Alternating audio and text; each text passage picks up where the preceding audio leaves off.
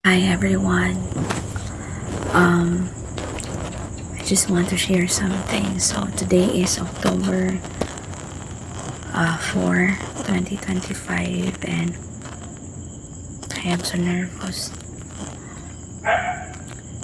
So I nakatunan dyan ako na we pray for things na gusto kayo nato. Bisag wala ta kabalo sa full picture no sa meta po. And sometimes no, we pray for something na gusto jud ta pero wala ta nag una-una sa it's either sa kabugaton no. Kuya ano, I just so amazed by that. And October 25 to 31 will be your MASTS, Mary, and you have to remind yourself that this is a once in a lifetime opportunity. You have to devote your time for this because dili na ni siya mahitabo, and you have to remember that time is gold.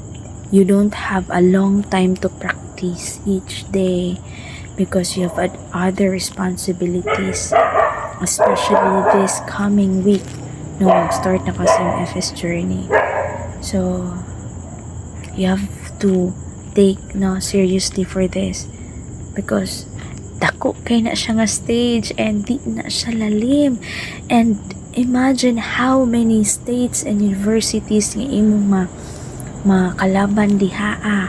No, you really don't know sa mitabo niyan. Yes, mosalig ta sa Ginoo, but of course you have responsibility. And you have to start now.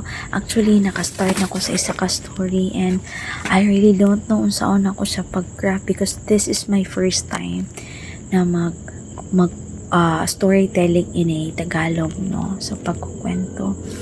And of course, this is ginapray ko ning mass. So, ang kabugaton, I don't know bakit bugat siya sa ko. Bitaw. Hi, it's 21 days left. Look at this. 21 days left na lang. Mass na. So, you have to remember this always. Nga, you have to be humble and grateful always. Win or lose.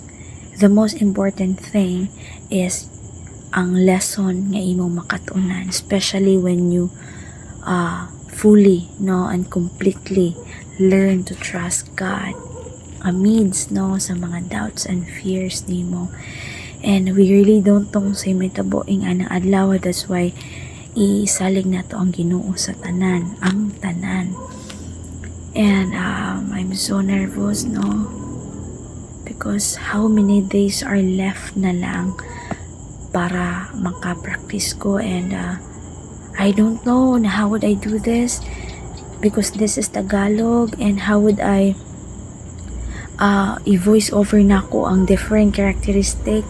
That's why I always remind myself in John chapter 15 verse 5 that apart from God, apart from Jesus, I can do nothing. So you have to focus, you have to fix your eyes in Jesus, and you have to remember all of these things are for His glory, na ay purpose, na ay rason ang Ginoo. And by God's grace, siya ang masustain, siya ang magbuot sa imuha. And Mary, you have to take this seriously. You have to eliminate those distractions, focus. If you want to represent, you are representing your school, so dili siya basta-basta. And this is a once in a lifetime opportunity. You have to give your best. Okay? So, you have to sacrifice tulog, time. But don't forget, of course, to pray. And tomorrow is Sunday. And I know, dagan kag yun una. I know, dagan pag mga responsibilities. But always remember that you are not alone, that God is with you. And He is faithful. You have to inhale, exhale. Okay, Mary? Whatever will be the result sa MASTS, sabi ko dito na I always remind myself na Sabi doon, once we take off our reliance and dependence upon God, we are sure to fail. Anything that does not begin with God ends in failure. Because all of the things are enabling. We are able to do this, to do that because of our God. Kaya I always remind myself to say this. So one of the famous athlete said this, so I'm gonna quote this one. Records come and go. The glory of God is eternal, and I no longer run for self-recognition, but to reflect His perfect will that is already set in stone. Yes, I don't deserve anything, but by grace, through faith, Jesus has given me everything. Let's go be reformed. Always remember, salig sa Ginoo sa tibuok mong kasing-kasing. I know dagan kay mga hawd, mga veteran ana. But you know what? You have to trust God. God moves in a mysterious way. There is nothing impossible with God. And you're gonna shock kung sa ibuhaton sa imo sa Ginoo. You have just to trust. You have just to do the things that you really need to do. Let's go for a Mass. God bless Mary.